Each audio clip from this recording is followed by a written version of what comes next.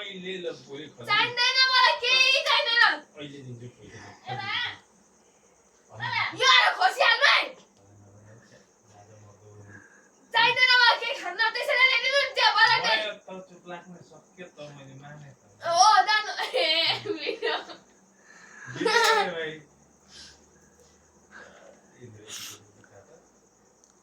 सुन्दिन म केही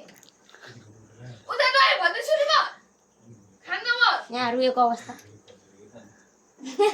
भाइ ढोकाले मात्रै खान्छ यहाँ गर्दै खोलिरा परे म खान्न भन्दैछु अघि न्यु नखोज्नु नि मसित यो खान्छ कसरी खाँदिन म खान्न